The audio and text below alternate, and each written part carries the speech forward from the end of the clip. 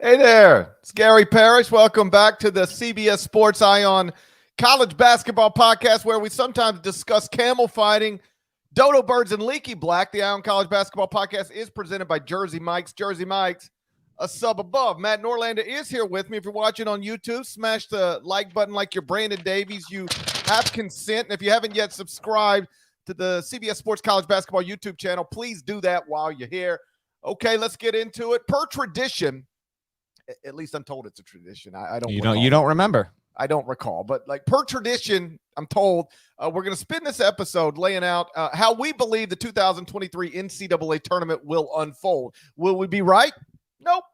But neither will you. And either way, it's a fun exercise of mostly hypotheticals. Deadleg, we will start in the South Regional, where Alabama is the number 1 overall seed in this NCAA tournament. But before we get started, it's trivia time. Right off the top? It's a right off the top trivia time. Okay, what do we got? Question. Alabama is the number 1 overall seed in this NCAA tournament. Who is the last number 1 overall seed to actually win the national championship? I tweeted this out. Damn it, I should have. Yeah, I tweeted it out. I can't believe I stopped following you on Twitter. I'm not even going to bring up the recent champs here. Last number 1 overall seed, I think, is Louisville unofficially, since that was taken off. Am I right? Yes. Louisville in 2013 is your last number 1 overall seed to win the national championship. Just some background on this. Gonzaga last season was the number 1 overall seed. Lost in the Sweet 16 before that. Gonzaga, also the number 1 overall seed. Yep. Lost in the national championship game. Didn't have a tournament in 2020. Dumbest pandemic of our lifetime. 2019, Duke, number 1 overall seed. Lost in the Elite Eight. Before that, it was Virginia. Before that, Villanova. Then Kansas, Kentucky, Florida. All of them number 1 overall seeds. None of them won national championships. So Alabama is trying to do something that hasn't been done since 2013, and that is be the number 1 overall seed in the NCAA tournament who goes on to actually win the NCAA tournament. Now, trivia time. Oh, you got a reverse trivia time. Mm-hmm. Alabama is a number 1 overall seed in the first year where it has ever been a 1 seed period. Last school to do that was. Yeah, he's looking at the teams.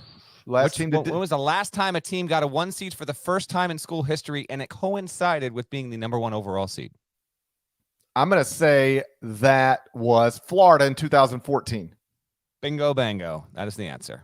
Bingo, bango. So we decided to continue the Final Four in 1, and I thought it would be we're going to continue it through this postseason. I think we're going to do 3 more rounds of it, maybe before the round of 64, that's now, before the Sweet 16, and then before the Final Four, to give Norlander a chance, an opportunity to surmount me. Nada, can you call up the records real quick? Have I been surmounted yet? You guys are still tied, surprisingly. He's been side mounted, but not surmounted. You've been side mounted. There were rumors in the streets that I had been surmounted, but that appears to be untrue. You side mount before you surmount. That doesn't get talked about enough. You got to side mount first. Those of us who are insurmountable are never surmounted. We'll see how this goes for you. I find myself to be insurmountable. Lately, I've been feeling insurmountable. You know, we record these for posterity, right? And I have a lot of time on my hands in between, like the round of 32 and round of, like, this may end up being as much as you think. Yeah. Hey, send me some of that spare time you got. I'd like a little bit of that. I'll take any of it. If you got some extra spare time to throw around, pitch it over here. Gosh. So I have picked 4 Final Four in 1 games to get us started. I just thought it'd be better to get to that before we get through the bracket. Otherwise, like, we'd spoil. Everybody would know who we were going to take. So with that in mind, it's your first postseason Final Four in 1. Game 1, Thursday. Just kidding. Oh, the music. Thursday, 9:55 p.m. Eastern. It's Texas A&M and Penn State inside Jason Momoa Arena in Des Moines, Iowa. Aquaman was raised in Des Moines, Iowa, just on the outskirts. Learned that this morning. You can watch it on TBS. Texas A&M, it's -3.5. I'm going to answer this, but I'm going to abide by the Google document. So this is a really good game, and we're going to pick this game. But first, Nada, do what you got to do. Oh boy. Bracket season is here. Join the madness by playing the official bracket game of the NCAA. Get the CBS Sports app and be part of the madness. Real smooth, dead leg. You had the break before we picked the games. I didn't know if you had changed it, but in the Google Doc it said the break was there. So I didn't think the Final Four and one would take 2.5 minutes. Okay, it was in the doc. I just wanted to make sure. Side mounted. I am gonna go. Just kidding. All right, I'm gonna go with Penn State here. Penn State straight up. Penn State to cover with Jalen Pickett, who. Listen, we got a little more time to go before we file our All-American teams at CBS Sports. We don't do that until after the Elite Eight and before the Final Four. Jalen Pickett right now, I think I'd strongly consider him for second-team All-American status. He's been tremendous this season. A&M has been very good. A&M potentially underseeded, certainly playing better than a 7 seed. And I'd say maybe Penn State's playing better than a 10 right now. So a 7-10 in name only feels like a 5-8. The rare 5-8 first-round matchup. How you like me? I will go Penn State to win and cover. Texas A&M undeniably underseeded for the past 2.5 months, according to BartTorvik.com, been performing like a top 10 team in America. You've been sorting some data? I bet that's all I do. That's all I do is sit around with not a spare time and sort data. We got in like 4 sort the data hits on HQ yesterday. I wish I'd have never taught you how to do that, because now you're going. Are you kidding me right now? You're going straight you on. Even know how to filter out the wins above bubble over at Torvik? You haven't learned that, have you? That's not something I need to know. You've been on the TourneyCast page? That's not something I need around. To do. Yeah, you're on the outskirts right now. Once you really how much spare time you think I got? Okay, sorting data is vital. If you sort data over at BartTorvik.com, you're going to find out Texas A&M has been a top 10 team in America for 2.5 months. I'll take the Aggies, lay the 3.5 points. Game 2 Friday, 1 p.m. Eastern. VCU St. Mary's inside Martha Quinn Arena in Albany. You can watch it on TBS. St. Mary's -4. Just realized I don't have a court name for my game. I got to get there quick. Someone give me something special about Des Moines. I don't have a notable thing right now. It's been. Oh, I got you. Jason Momoa. Jason Momoa. That's the arena name. I need a court name. Drop it in the chat, and I'll use it here. I'm gonna be at this game up in Albany. Oh man, Albany. By the way, Albany. It's the best site. It's got the best. Nothing but 412s, 513s, potential upsets galore. This is the one game. I'm not going to shift off at GP, but this is the one game that I have wanted to change my pick the most. I have St. Mary's. I'm not shifting off it. I'm going to go Gales to win, but since they're both, these are 2 top 15 defensive teams in the country, I will say the Rams keep it close. And I got a nugget on each of these teams. When we pick our first round stuff, I'll give you a little one-liner about each team. I'm saving that for the tour through the bracket. Give me the Rams to cover. Randy Benton, those Gales to win. I will also take VCU to cover plus the 4 outright A10 champs, A10 tournament champs. Didn't have an at-large resume, but that's a team that's won like 27 games. They've won a lot this season. And I know the A10 was down, but if you're still the outright champion of that league, there's some substance to you. Really nice defense, creates turnovers. All of the stuff that we've come to know VCU's program to represent is evident with this team. And I'll not only take VCU plus the 4, I'll take VCU to win the game. I think VCU beats St. Mary's. Possible computer trick or situation. Game 3 Friday. I'm just wondering.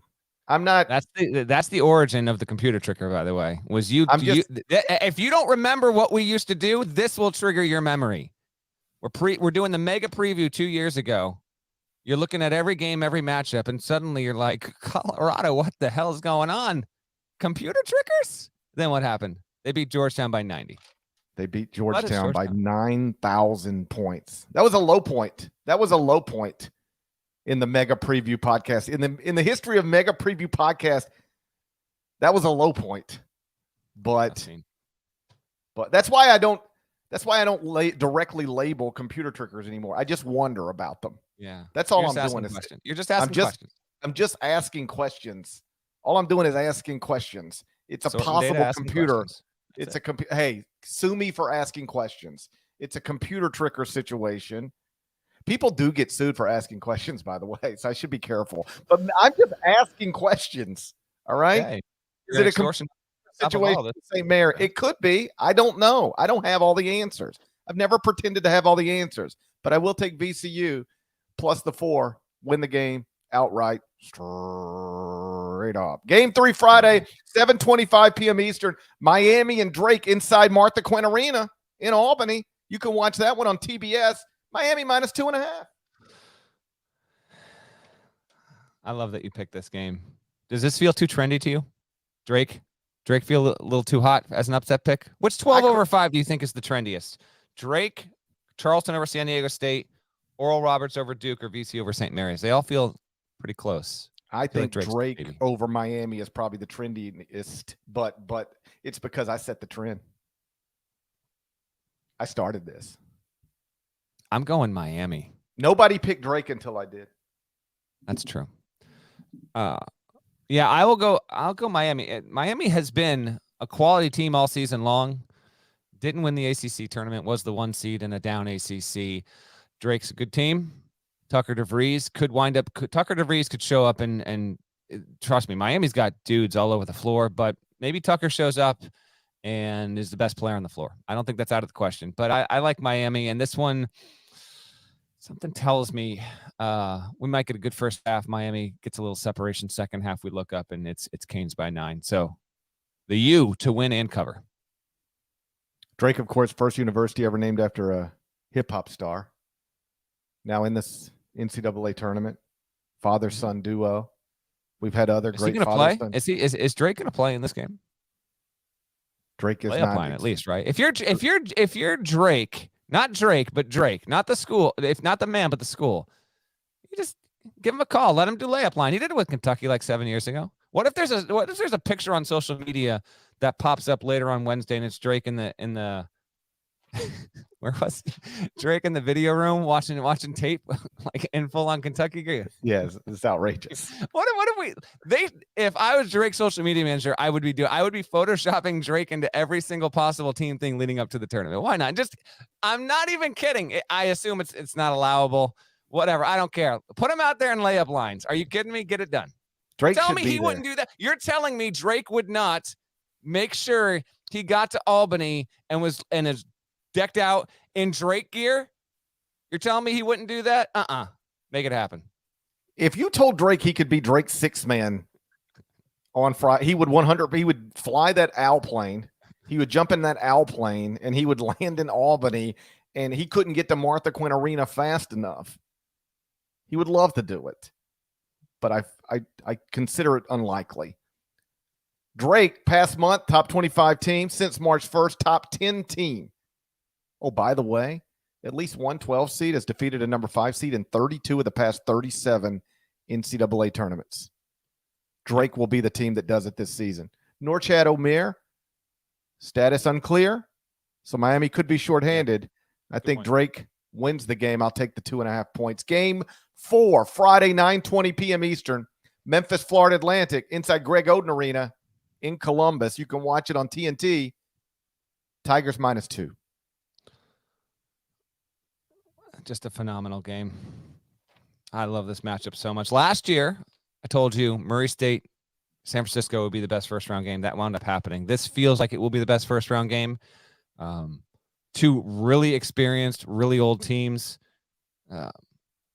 Memphis will have a good contingent. It would normally anyway, but this is, well, you tell me. That's drivable, right? I mean, what is that, 7 hours? Memphis to Columbus? Or anything in the continental United States is drivable. That's true. I've never made that drive. All right, let's do. I'm doing it right now. Let's guess the over. I'm going to say 6 hours, 14 minutes from Memphis to Columbus, Ohio. What's your guess? I'm going to say it's more than 7 hours. Okay. You got a better sense of that area here. All right, here we go. Columbus. Here goes Memphis, Bluff City. You're saying more than 7. I said 6:20. Well, it's 8:44 from my house. Well, it seems like you're going to be right. 8:52 I got right now on the old Google Maps. Man, Tennessee's a bear. Yeah, you're driving through Louisville. I was way off. You know, that one's on me. Still drivable though, long as you have a car. You know, it's drivable. You're going to need a vehicle and some fuel. There's going to be hundreds of Memphis fans, I assume, that make that drive. I got to believe, as long as the weather's okay. Weather okay down there by you, man? We got. I hadn't been outside today yet, but you know, it's a little chilly. You have windows? Like, I do have windows. Rain? You good? You good? No snow, no rain. Okay. But I haven't looked out the windows. I own them though. I do own windows, but I haven't looked out them. Okay. I don't want to see out there in that world until I have to. Too long. I don't want to have to see the world until I have to, you know? I'm going to go with FAU here. This is about as tight for me as St. Mary's VCU. Either winner is going to have a good chance against Purdue, provided Purdue gets through its game, which it should. But I will go with the Owls, not just because it has the gaudy record.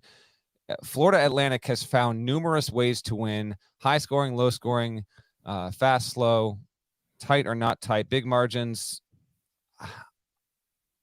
Man, what a game. I'm going to go with Dusty May's crew. And CUSA has done well recently in the tournament in the first round. I think they keep this up. And as said on the previous podcast, we both believe these teams should be seeded better than they are. So this is an 8-9 game an 8-9 game in name only. Feels to me like this is like a 6-7. First ever 6-7 first round matchup. You heard it here on the pod first. My favorite thing is when people say things like that, and then when we watch a game, it can just be any game, and it always feels like an Elite Eight matchup. This feels like an Elite Eight matchup. I love it when something feels like an Elite Eight matchup. I know. people be watching a game in November. In Sioux Falls, and it'll be like, this feels like an Elite Eight matchup. I'm like, no, it doesn't. Yeah. It feels like a game in Sioux Falls. I love Sioux Falls. Like, what are we talking about? But it doesn't. No, it doesn't. I'd love to see the number of times something actually feels like an Elite Eight matchup relative to the number of times people say, ooh, this reminds me of an Elite Eight matchup. You'll hear it.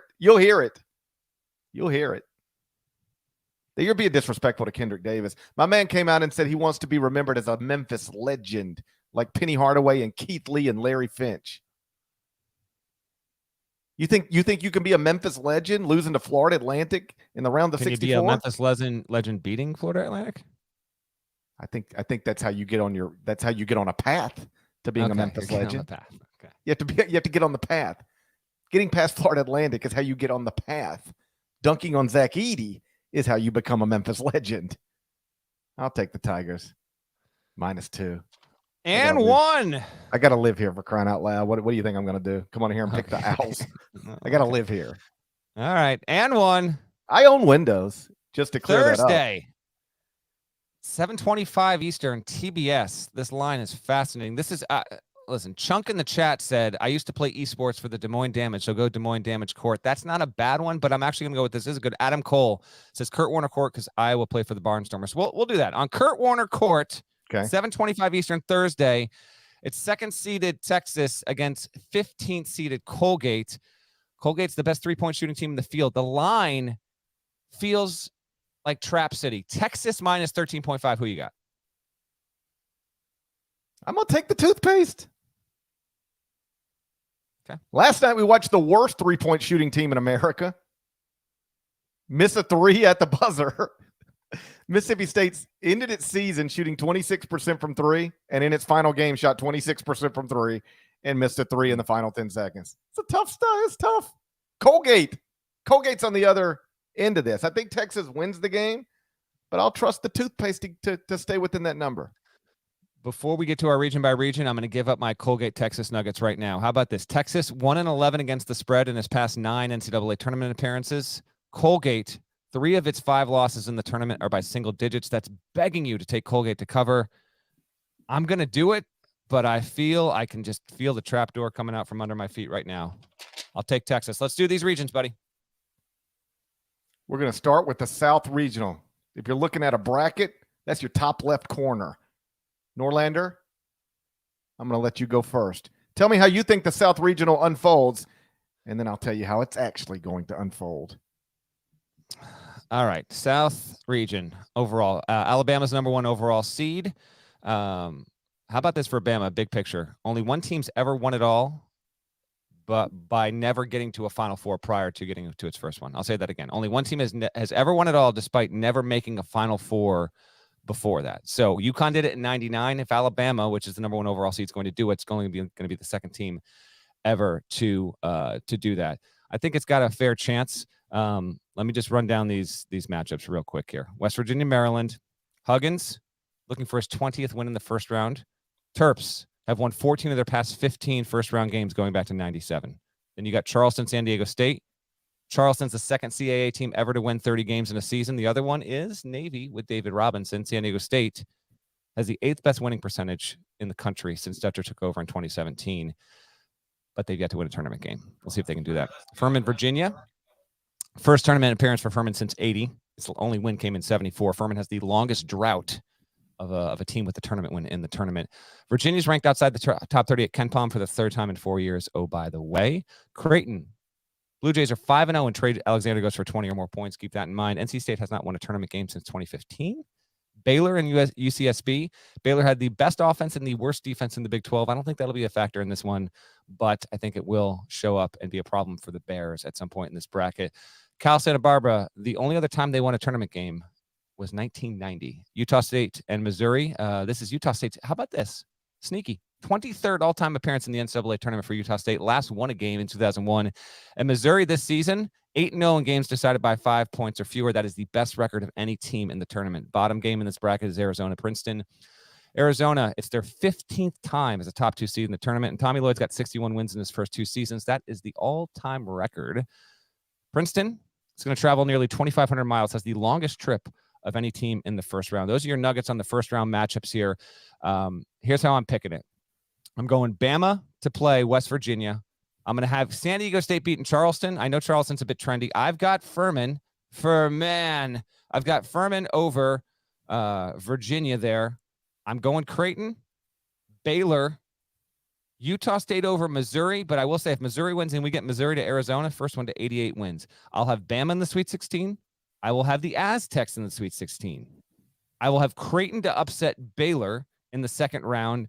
Doing so because I think Creighton's defense is simply going to show up, and that being a major difference because Baylor obviously can score with Creighton up and down the floor for 40 minutes. But I will go the Jays in that instance, and then I'll have Arizona getting past Utah State, and then I'll have Bama getting past San Diego State, although I do think that is a game where we could that has heavy 64-62 vibes, with 4 minutes to go. We'll see on that. And then I'll have another upset. Creighton over Zona. And then I've got Creighton over Alabama coming out of the South, winning that regional final in Louisville. There has been a 5-seed or worse make the Final Four every year since 2013. So if you are doing your bracket right now and you just feel like 1s and 2s, maybe a 3, I'm just telling you, the pattern's going to end eventually, but it hasn't. We're going on a decade here that a 5-seed or worse, at least one, has cracked through to the Final Four. My pick this year is Creighton to do it as a 6 out of the South. What about you? I do not have Creighton doing it this year, but I do have Creighton in the Elite 8. I'll walk you through it real quickly. Alabama advances. That goes without saying, unless you think Alabama's about to become the second number 1 seed ever to lose to a 16. I've got Maryland over West Virginia. I don't feel strongly about that. Hate's the wrong word. Hate's not the word I would use, but I am often bored by like 8-9 games between 2 Power 5 programs. It's like 2 whatever. This is a fairly boring 8-9 game. Yeah, like I would always rather, and I know hey, the bracket is what the bracket is. I got it. But I would always rather see an 8-9 between Power Conference and somebody from outside of the traditional power structure rather than 2 schools that finished in whatever place in some Power 5 league, but whatever. Maryland over West Virginia. I've got San Diego State beating Charleston. I think the Aztecs were underseeded.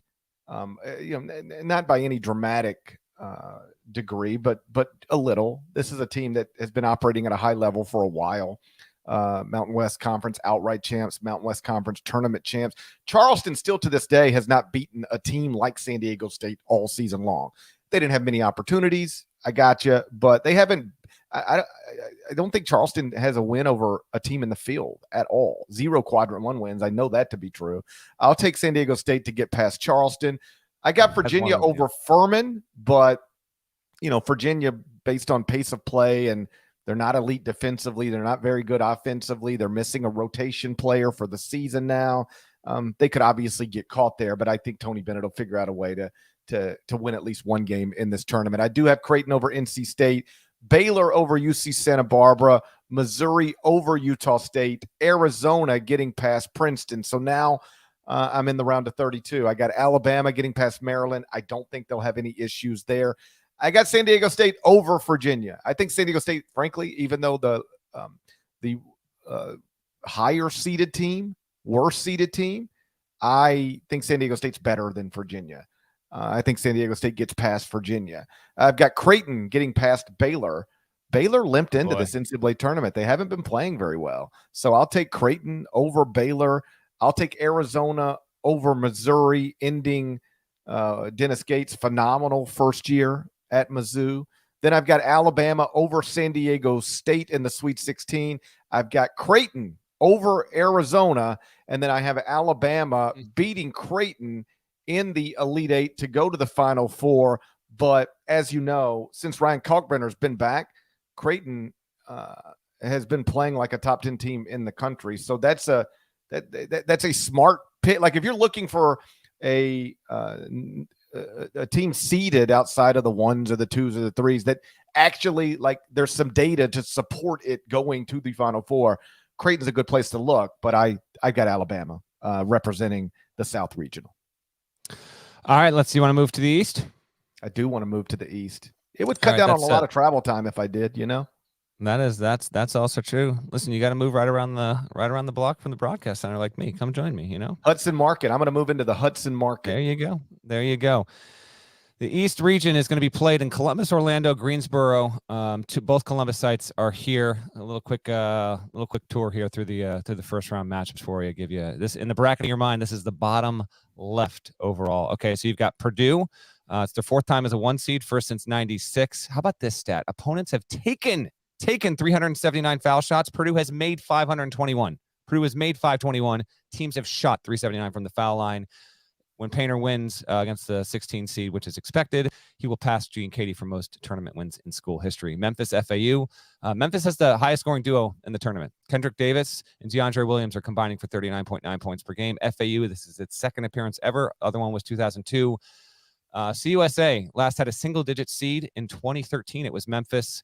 FAU right now is 9-1 in games decided by 5 points or fewer. Oral Roberts will play Duke in Orlando. Duke, how about this? 3 of the past 4 teams to win the ACC tournament lost their first-round tournament game. Duke hasn't been seeded this low since 2007. It lost that year to VCU. Oral Roberts has 1 loss since November 22nd.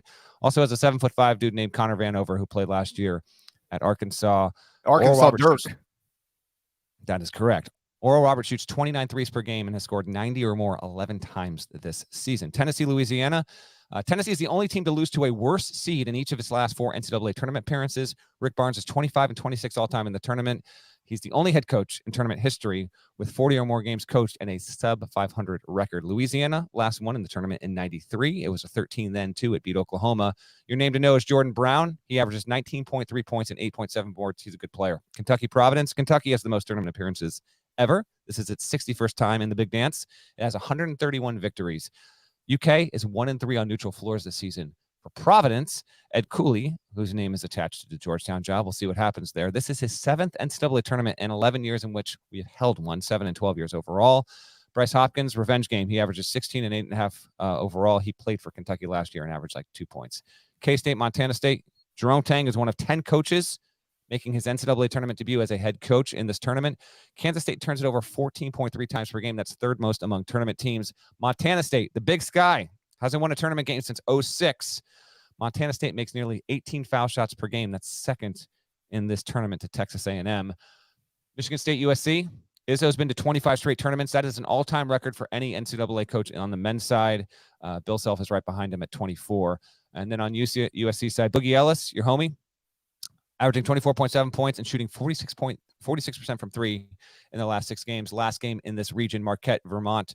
Marquette's never been as good as a 2 until this year. Shaka, though, is 0-6 at his past 3 schools in his last 6 tournament games. Looking to end that streak, Marquette as a program has not won a tournament game since 2013. And then Vermont has won 15 in a row. It's tied with North Carolina for the 16th best win percentage in all of college basketball since John Becker got there a decade or 12 years ago.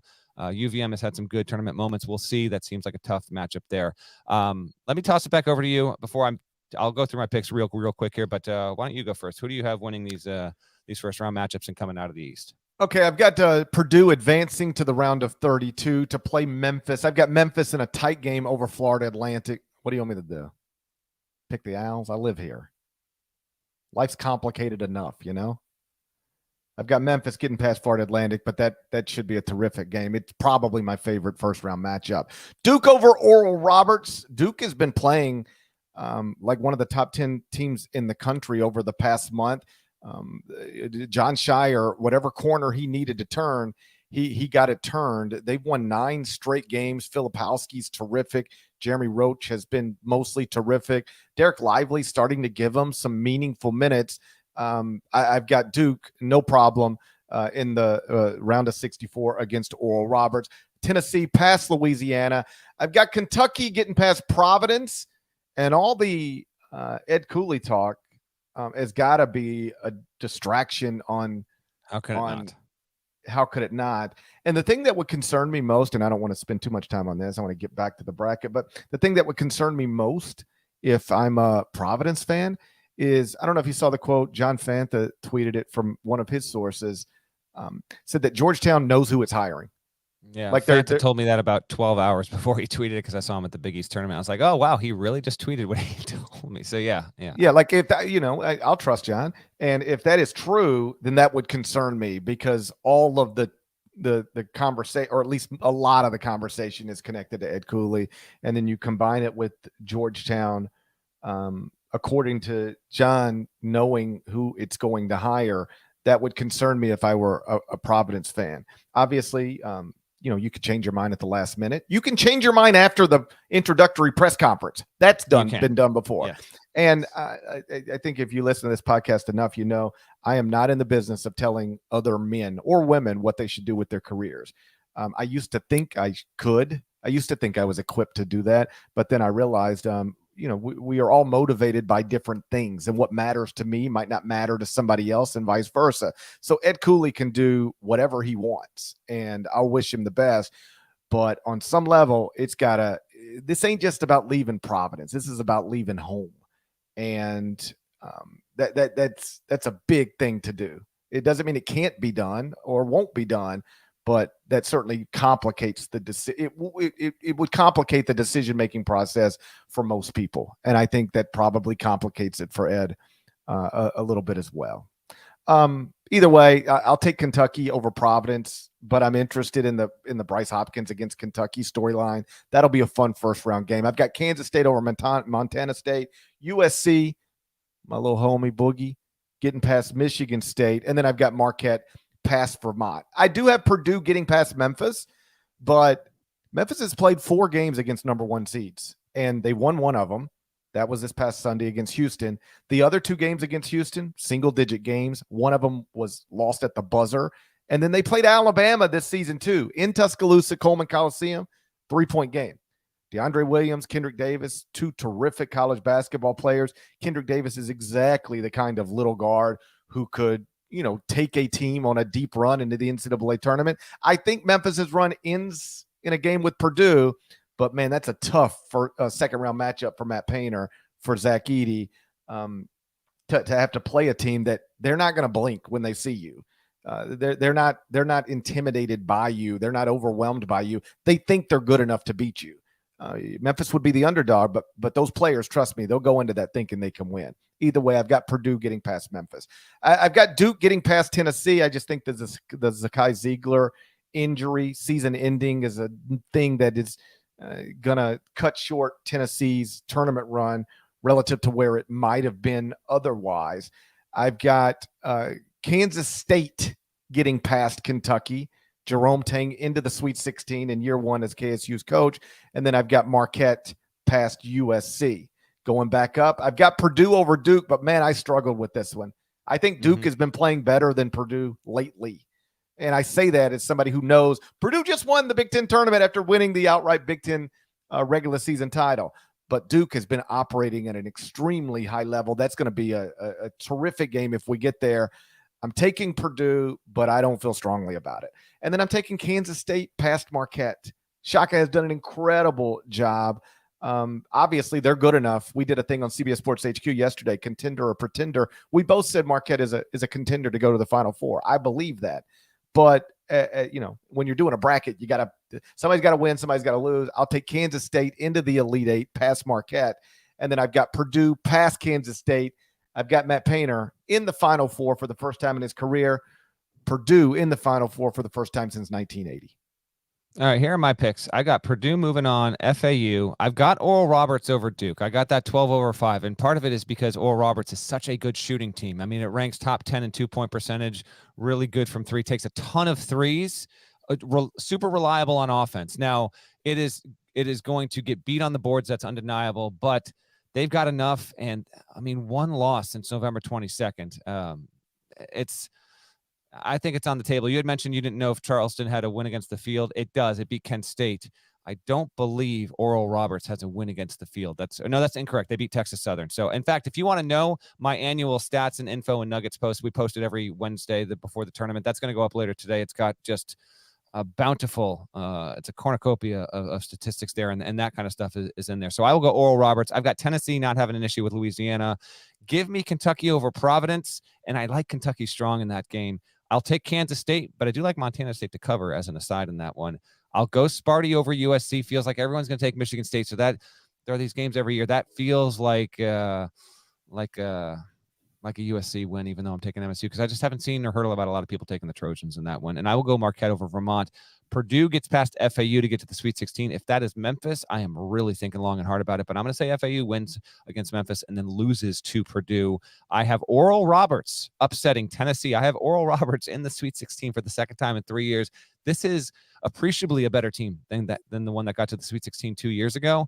So why the hell not? Because of the offense. Tennessee. That sounds like a shot at Kevin O'Banner. It sounds like you just took a shot at Kevin O'Banner. I did. Long-standing feud between me and O'Banner. But why not? I mean, we're going to have, again, we get multiple double-digit seeds in the Sweet 16 almost every single year since the field expanded. That data point is also in my stats and things to know story, so look out for that. But yeah, so I will go Oral Roberts, 12 to get to the Sweet 16, bottom half of the bracket. I'm taking Kentucky over K-State. That feels a little bit trendy. So actually, I think, GP, you've got a good value play, as good of a value play as you could ask for a 3 seed to get to the regional final. I just don't feel like a lot of people are taking K-State there.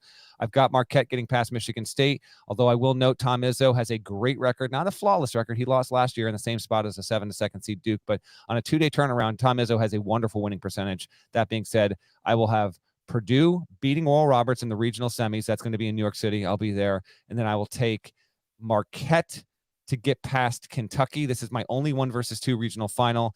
Give me Purdue in the Final Four on the left side of the bracket. We've got to get to the Midwest and the West, but as Nada said in the private chat, I don't know if GP saw it, so I'm going to do it again 2 times in one show. We are going to get to the other two. Good luck. We are going to get to the other 2 regions, but first, check this out.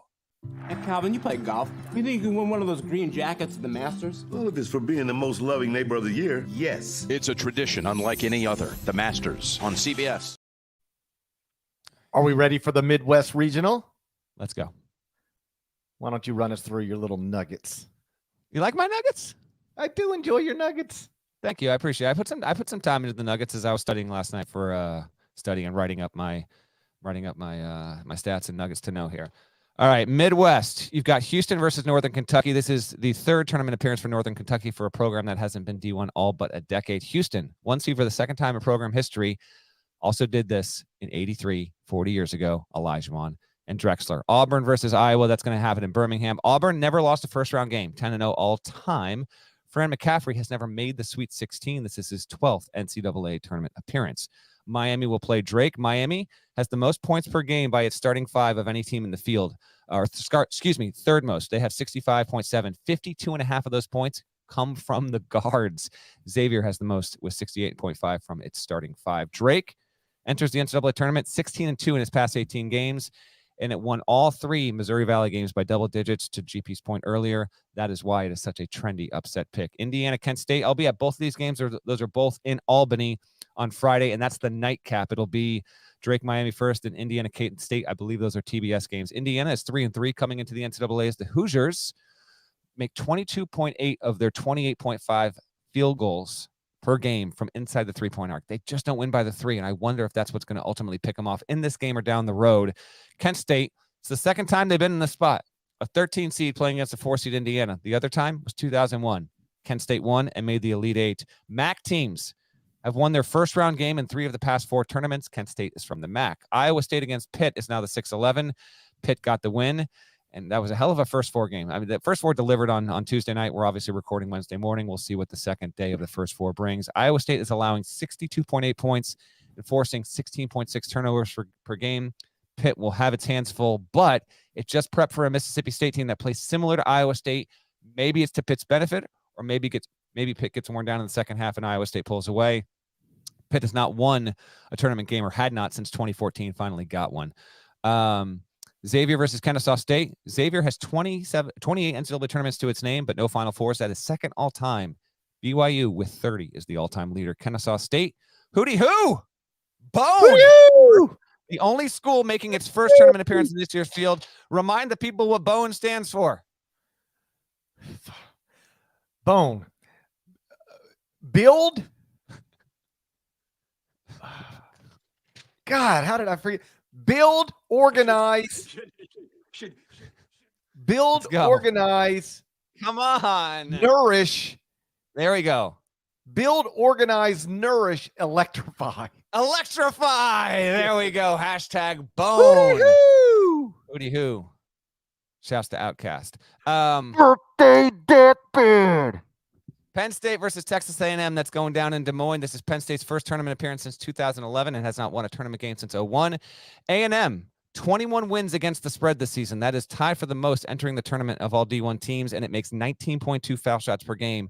Does A&M? That's the most in the country, or in the tournament, excuse me. And then Colgate versus Texas. I gave you my nuggets there. Texas, although, has not made a Sweet 16, if you're curious, since 2008. Matt Langle, a prime candidate for Temple, but also I think he's involved in Notre Dame. And I think if Micah Shrewsbury moves on, let's say Micah Shrewsbury gets Notre Dame, I think Penn State. So Matt Langle feels like a 99% guy to move on after this tournament and go to a bigger job. That is the Midwest top right quadrant of the bracket. Pick it through, GP. Houston past Northern Kentucky. I've got Iowa getting past Auburn to avoid that awkward situation that would be Houston playing Auburn in Birmingham, Alabama. I've got Drake, first university ever named after a hip-hop star, and will forever be that, although 21 Savage College is in the works, I'm told. Drake gets past Miami. Indiana gets past Kent State. Iowa State gets past Pitt. I've got Xavier over the Hooty-Hoos. And Texas A&M over Penn State. We've been through that. I've got Texas getting past Colgate. So now we're back up to the top. I've got Houston getting past Iowa. I've got them playing Drake. I have Drake in the Sweet 16. Drake beating Indiana in the round of 32. I've got Xavier getting past Iowa State. I've got Texas A&M upsetting Texas in the round of 32. I've got the Aggies in the Sweet 16. Houston and Drake. I've got Houston eliminating Drake, advancing to the Elite 8. I've got Texas A&M over Xavier. And in the Midwest Regional Final, it is Houston over Texas A&M. Houston in the Final Four in Houston, representing the Midwest. I need to atone for my Outcast Master P mix-up. Hooty hoo. Shouts to Master P. Here's who I have. I have Houston moving on. I've got Iowa over Auburn. How about that Auburn stat? Never lost a first-round game. Interesting. Give me Miami comfortably, as we talked about. I have Kent State over Indiana. That is that feels wicked trendy, and I'm always wary of that, but I will go Kent State. Kent State has played high-level teams in this field, Gonzaga, Houston, Charleston, and lost by a combined 14 points, I believe, and had Gonzaga with 2 minutes to go. See if they can capture it. Sincere carry. If they can, they got to shut down either Trace or Hood Schifino. Easier said than done. At least one of those guys has to be shut down for them to have a chance. If they don't, I don't think they will have a chance. That being said, I've got them moving on. Give me Iowa State over Pitt, but as a reminder, we started the first 4 in 2011. Every year except one, a first 4 team has made it to at least the second round. Feels like this might be it. Pitt could pull it off, but I will go ISU. Made the Sweet 16 last year when it was seeded even worse. I have X moving along past Hootie Who. I will take Penn State and Jalen Pickett as previously picked, and I've got Texas as previously picked over Colgate. Then I will have Houston moving along. I think Houston, no matter what's up with Sasser, and I would sit Sasser for the Northern Kentucky game. If he's at 90%, I'd still sit him. You don't need him. You're going to win. Make sure he's as good as possible for the long run. Don't chance aggravating the injury. I think Houston gets to the Sweet 16, and it doesn't have a tough time. I think it wins both games by double digits. I will have Miami getting past Kent State, Hurricanes into the second weekend for a second straight season. Jim Larinaga, although he's plenty recognized for what he's done, I think the totality of his March performances over his career is maybe a little bit underrated. If they get to another Sweet 16, I think that comes more into focus and people perhaps give him more of his due. Bottom half of the Midwest, I will have Xavier over Iowa State. You want to talk about a super oil and water game. My goodness. Xavier, by the way, coming off a season low. Marquette held Xavier to 51 points. It didn't seem possible that Xavier would fail to crack 60 in any kind of game there. So maybe the loss to Marquette will be a good thing for Xavier in prepping for Iowa State to know that they needed to get it out of their system. We'll see. But I'll have X into the second weekend. And then I'm going to take Texas over Penn State. There's going to be noise in this part of the bracket, and I just can't seem to pick out where it's going to be. But it's hard for me. I've got 1, 2, 3, 5 in the Sweet 16. There's going to be some lower seed that breaks through. I just can't pick it out of the weeds there. I'm going to have Houston beating Miami to get to the Elite Eight. And then I'm going to take Xavier over Texas. I think that's a fabulous potential Sweet 16 regional semi out there in Kansas City. And Texas is they're going to have no shortage of fans, but Xavier fans have been aching. I mean, they have ended their longest NCAA tournament drought in 4+ decades. So they all too eager to watch their Musketeers get there. And then I've got Houston over Xavier to get to Houston in the Final Four. So we agree with that. But yeah, I've got a 1 versus 3 on that end of it, which only leaves us with the West. How hard is your out here, GP? Because we got to get through this. I hope I'm not putting you in a tight spot here. I live in tight spots. I know.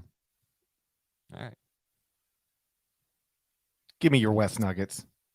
Yeah, that's right. The West Nuggets. All right, here we go. Howard versus Kansas. Howard, first tournament appearance since losing to 1-seeded Kansas in 1992 in the first round. 100-67 was that. I have breaking news. Oh, what is it? Oh, I have breaking news. Well, what is it? Oh, gosh, is something happening right now? What? Let me confirm it on my phone. Look at it. Your flight is now departing at 12:50 p.m. Central. I have a delayed flight. Oh, you got spare time. Give me all your nuggets and give them to me slowly. Give me all your nuggets. Give me all your West Nuggets and give them to me slowly. You're going to break a firing or something here. I got not a type spare time now. Give me your West Nuggets and give them to me slowly. Okay, here we go. That's what I want to hear. Although I got HQ and not so long. So. Okay, now you're the one pressed for time. Wait till you see how slowly. It's not coming up around the corner. Wait till you see how slowly I go through my West picks. I'm gonna stretch it out now. Kansas. It's the in the spirit of full transparency, we needed to hard out at 11 Eastern, 10 Central, so I could properly make it to the airport on time. And so that's why we were kind of rushing through. We had a little bit of a late start, but now I got so much free time. I would like to hear your West Nuggets slowly. Howard, first NCAA tournament appearance since losing to 1-seed Kansas. It was a 33-point defeat. Howard's going to keep it within 33 this time, GP? Sure. Why not? I don't care. I think so. Kansas, 51st tournament appearance, 33rd straight. That is a record. No school has ever made 33 straight except these Kansas Jayhawks. Bill Self has been to 22 straight tournaments as a 4-seed or better. Again, it's an outrage. Outrageous. Okay. That is ridiculous. 22 straight tournaments, and you are coaching a 4-seed or better. Just let that sink in. Illinois versus Arkansas. You mentioned before that you don't like the two power 8-9s. I get that. That being said, agree with me. This is one hell of a matchup because there's just so much unpredictability to it, GP. I stopped listening. What did you say? All right, never mind. Arkansas is one of two teams to make the Elite Eight in each of the past 2 seasons. Trivia time. Who's the other one? Repeat the question. Here we go. One of 2 teams to make the Elite Eight in each of the past 2 seasons is Arkansas. Who is the other team?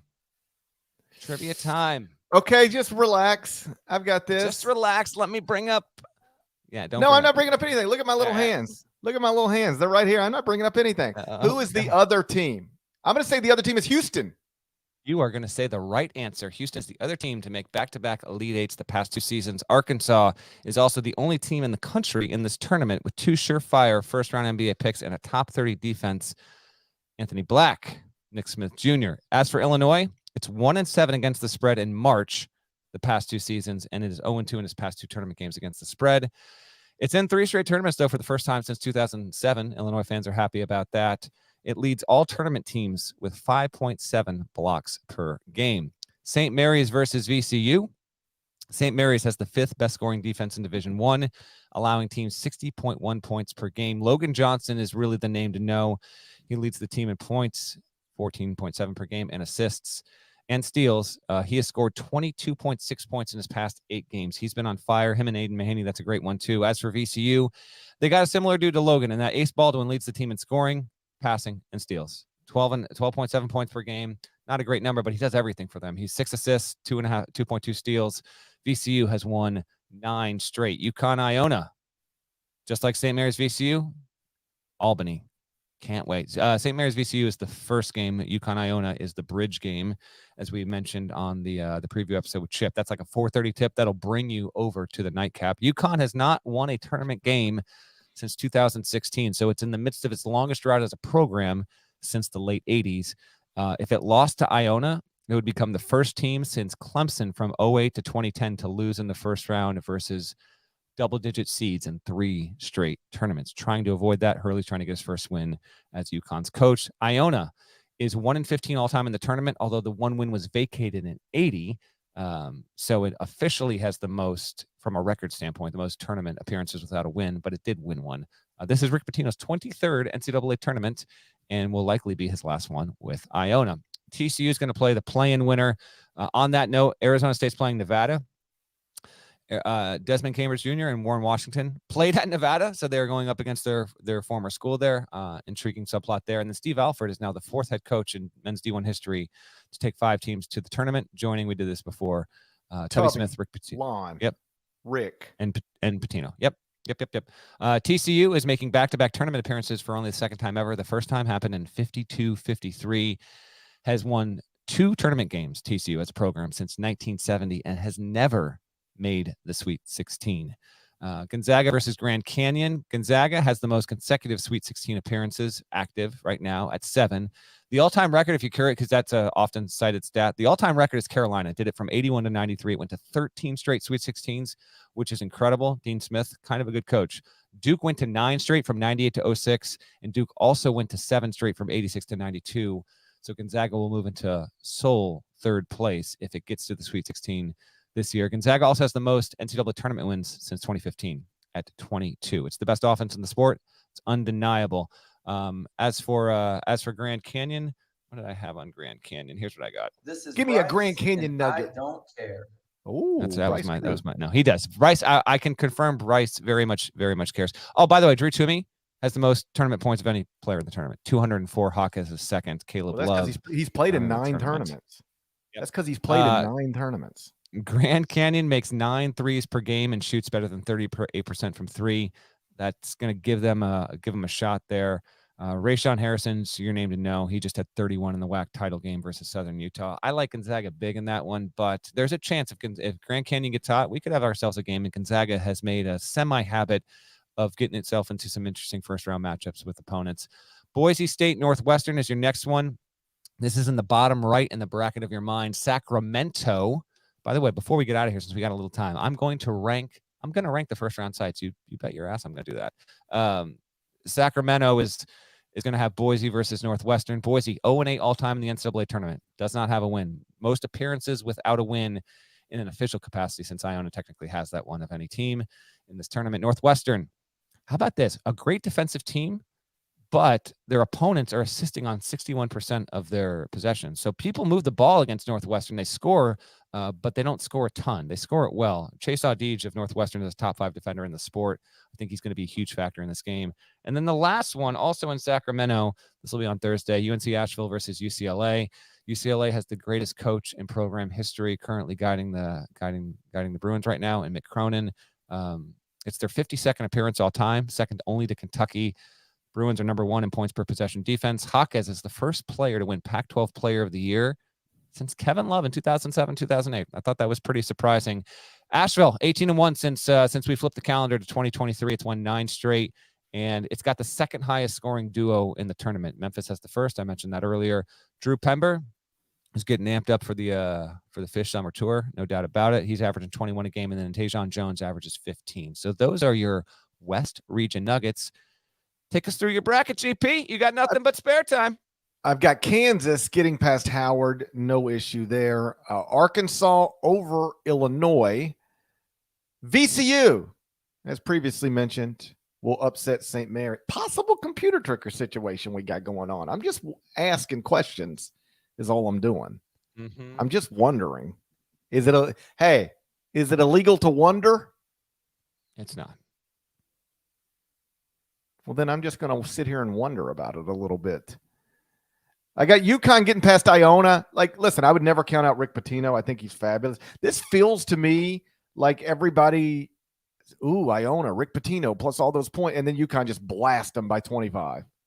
I'm not on 25, but I'm on them by double digits. Yeah. Something like that. But, we'll see. TCU, I've got advancing past the winner of this Arizona State-Nevada game. Gonzaga past Grand Canyon. I've got Boise State over Northwestern. This is the season where the Mountain West flips the script. It should. Do you think it's a good pick, by the way? I'll tell you in a sec who I'm taking, but it's not Boise State. It feels like everyone's taking Northwestern, just like everyone's taking Michigan State. So I think that's a good value play. Boise State advancing, UCLA past Asheville. Then I've got Kansas getting past Arkansas. I've got UConn past VCU. Gonzaga getting past TCU, but boy, that's going to be tough. TCU is, I don't want to say TCU is underseeded, because if you look at the entire body of work, probably about where it ought to be, but that's a much better team with Mike Miles than without him. And a lot of their dinged up resume stuff is stuff that happened when Mike Miles did not play. He's healthy now. TCU, that's a real challenge for Gonzaga in the round of 32. But I do have the Zags getting out of that, and then I've got UCLA past Boise State. Then I've got UConn beating Kansas, and I believe this is true. If we get to that 1 versus 4 matchup in the Sweet 16, based on the current computer numbers, UConn as a 4 seed would be favored over the 1 seed. How about this? Kansas would be the 1 seed. Kansas in this region would be right now would be a dog to UConn, UCLA, and Gonzaga. It would be the 4th in line for head-to-head matchups right there. You almost never see that. I think you never see that. That feels like a first.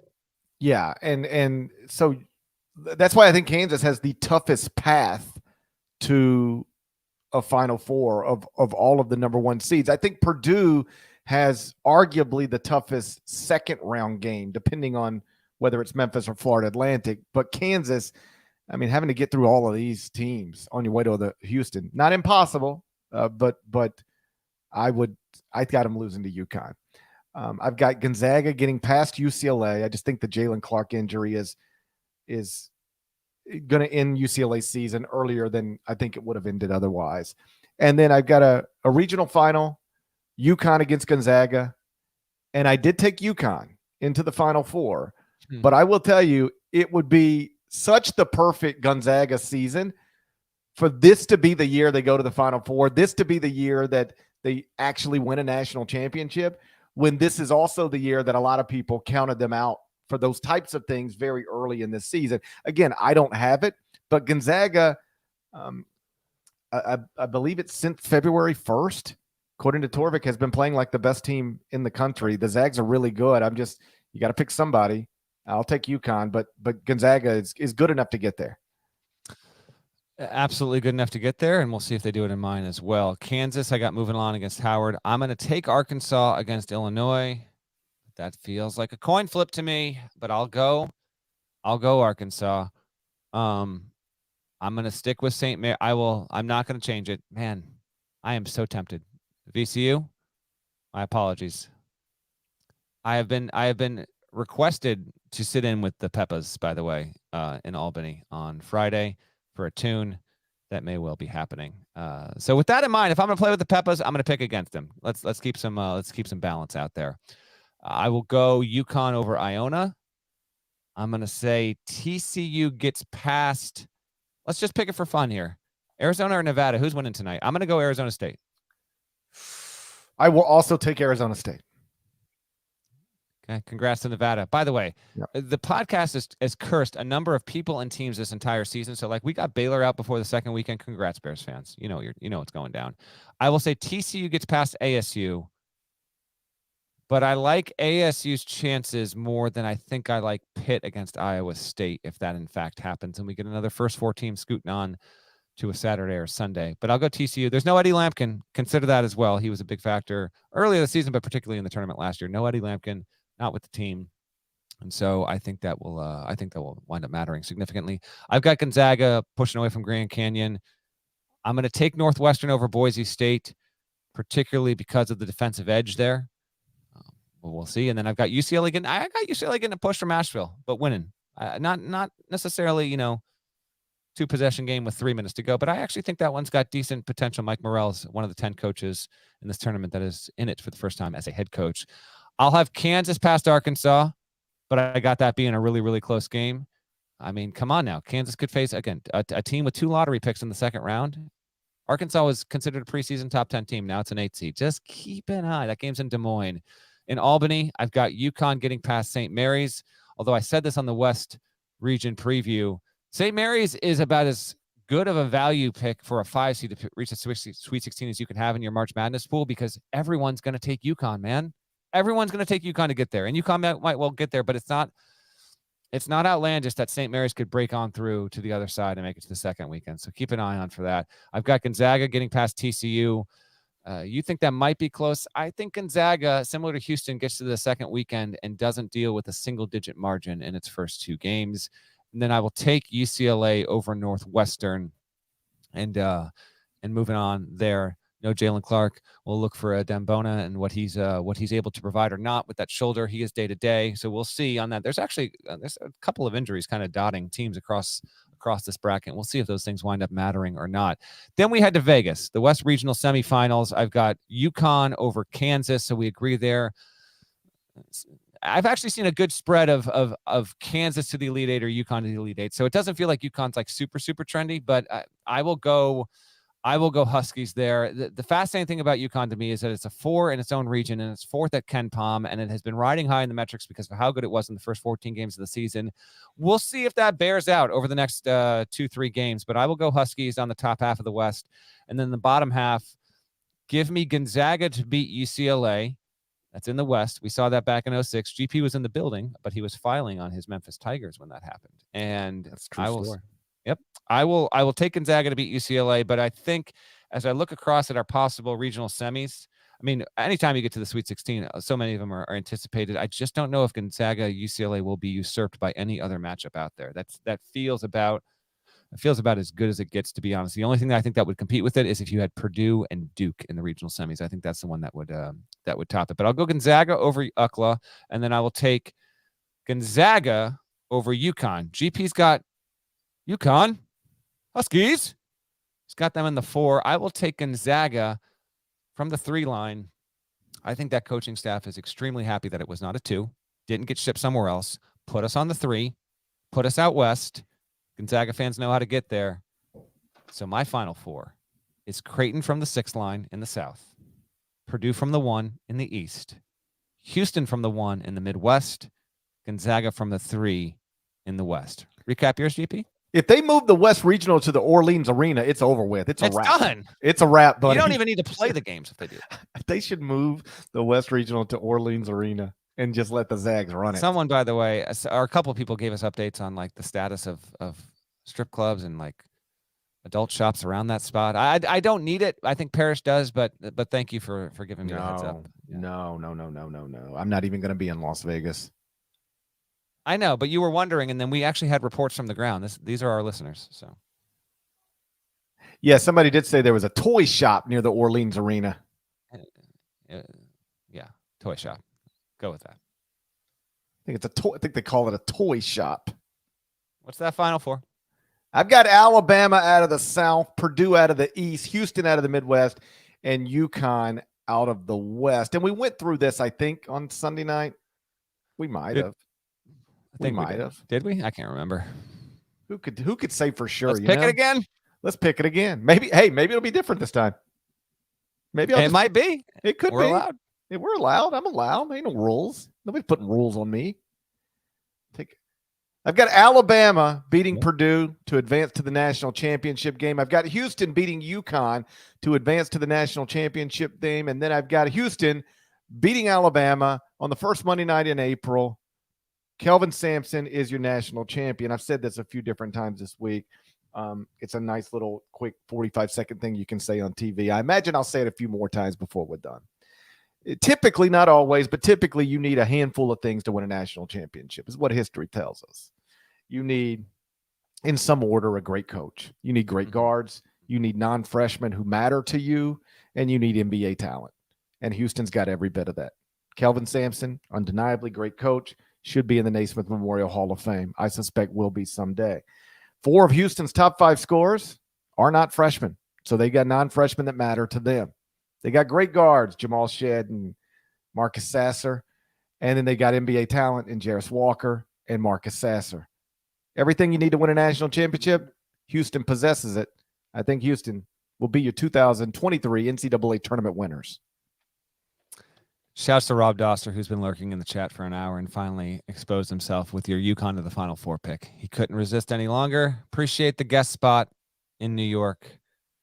Doster on field of 68. Appreciate it. You let me come on. I got to give you a shout as well. You're doing a great job over there, buddy. Here's my Final Four outcomes. I'm going to take Purdue over Creighton. I can't put Creighton into the title game, but I'm gonna go with Zach Edey, who continues just to be a monster, man. I'm gonna have that continuing. I don't know if he gets shut down in one game in this tournament, or at least in the first 4. And then I will say on the right side, I will go Houston over Gonzaga because of everything that GP just mentioned. They've got the talent, they've got the toughness, they've got the size. And I'm also, I gotta be clear on this. I am doing this with the expectation that Marcus Sasser is going to be okay. He's their best player. They've got a lot of really good players. They got a lot of ways to win games. Tell folks what his injury is. This feels like your area of expertise. I can't say the word. Try. I don't know how to say Just it. Try and say it. Marcus Sasser is dealing with I can't say it. Just say it. People make fun of me when I say it. I want to hear it now. I can't say the Give word. people what they want. People want to hear it. Marcus Sasser was sidelined in the AAC tournament. Let me start over. Marcus Sasser, 3, 2, 1. Marcus Sasser was sidelined in the AAC tournament title game with a groin injury. I can't say What in the world? I can't say that word. What? It's a hard word to say. How do you say it? Say that one more time. What? Groan? I can't say it. I can't say that word. I'm being very vulnerable right now. I'm telling you, I have a weakness, and my weakness is the ability to say that word. I've been hit sideways 2 times in a 24-hour span because I'm going up to Albany on Friday, and my wife, I guess it was Monday night, just out of nowhere, we're talking. She goes, "Okay, and what time are you getting up to Albany?" I said, "Excuse me, where am I going? Albany, Albany." So she goes, it doesn't feel good. She's like, Albany doesn't sound right. And I was like, what? Albany? So between that and groan? I can't say that word. I'm vulnerable. I have a weakness. Groin. At some point in life, you have to be able to acknowledge your weaknesses. I have a weakness, and it is the ability to say that word. Wow, this is that's unbelievable. How is it possible I learned how to say Jonathan Chamwachachawa before I learned how to say I can't say that word. That doesn't this is get this on social immediately, Nada.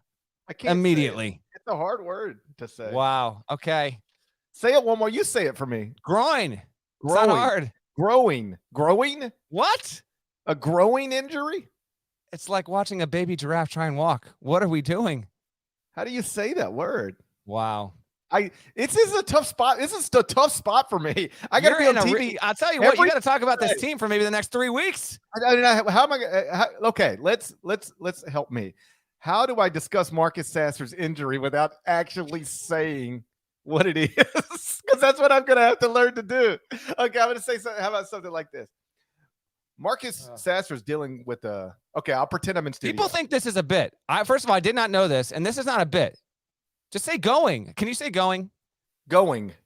I'm coin. going to the movies. I'm going to the airport. Say coin. I need 3 coins. Say groin.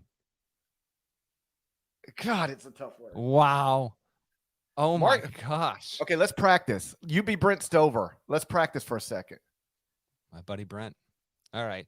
And coming up next, we're going to talk about the top seed of the Houston Cougars. When I say be Brent Stover, I meant first you got to take a selfie. Take a selfie first. That's true. Oh, take a selfie first. Just off screen. Yeah. Okay. There we go. All right. Yep. All right. Now get into it.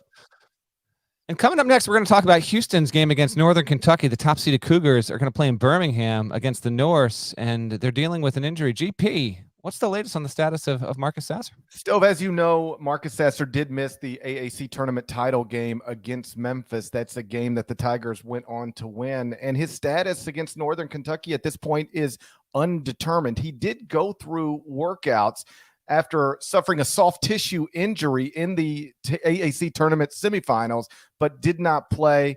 I suspect he's capable of going if they need him, but they might not need him in this round of 64 game. Soft tissue injury. To the greater abdominal area. He has a soft tissue injury. The GAA. Greater abdominal area. To the greater abdominal area. I think that's what you got to roll with. This is unbelievable. It's a hard one to say. And think about it. The world would have never known if you didn't have your flight delayed.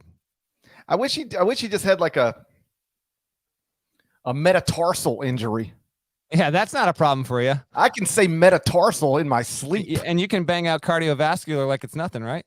Man, you kidding me? I could say cardio. Groin. Marcus Sasser has a groin injury. Oh my! I can't do it. First of all, it sounds like he actually is.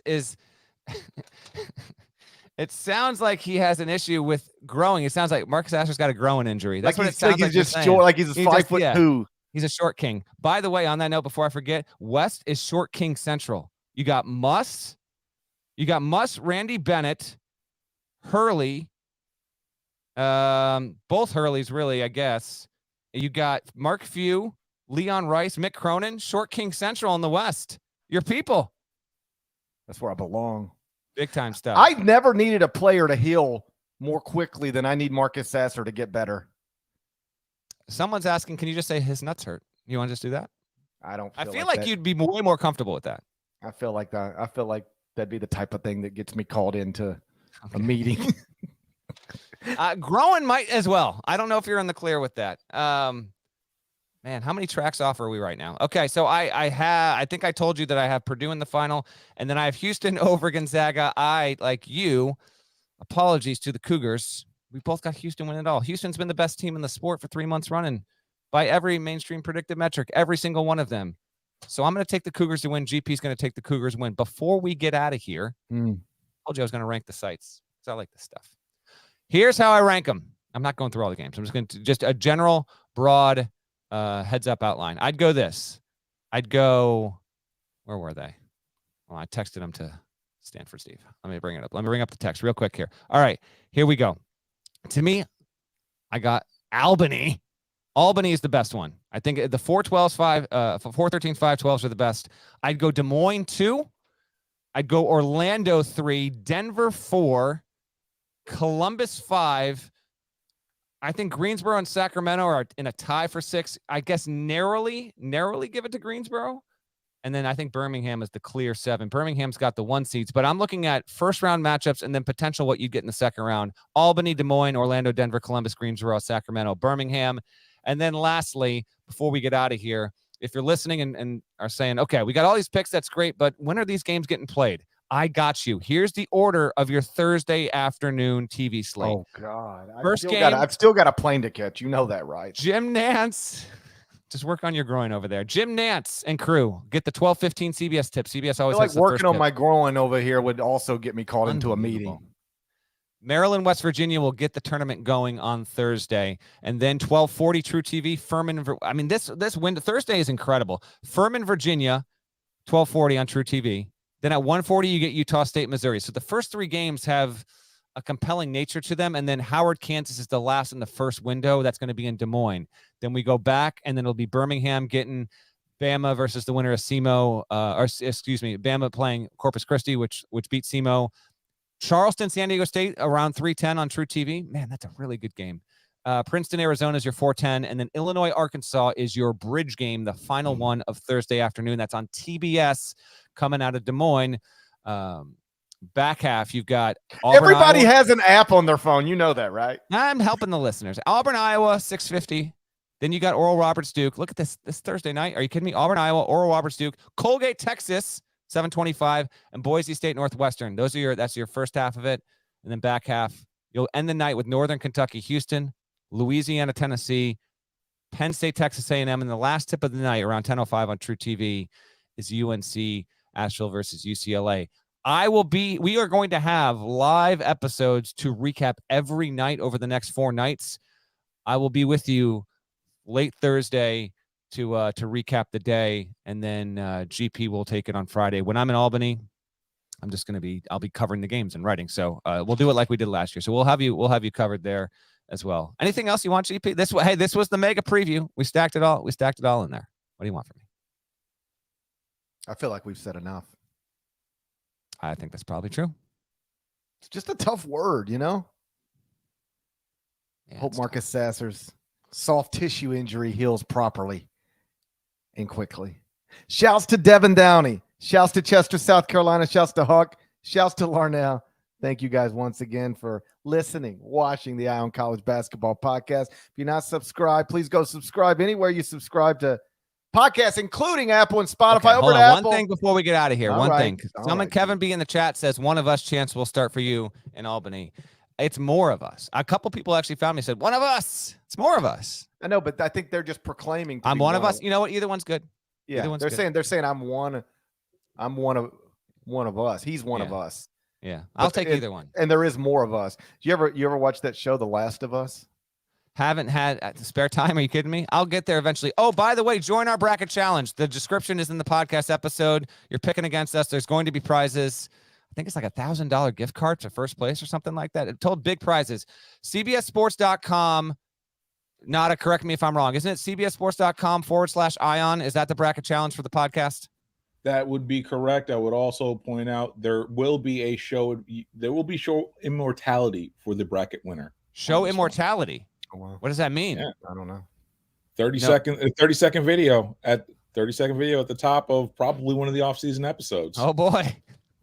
It's like a cameo. Show immortality. There you go. It's like a reverse cameo. Listen, we are the first podcast to ever do a bracket challenge. Okay?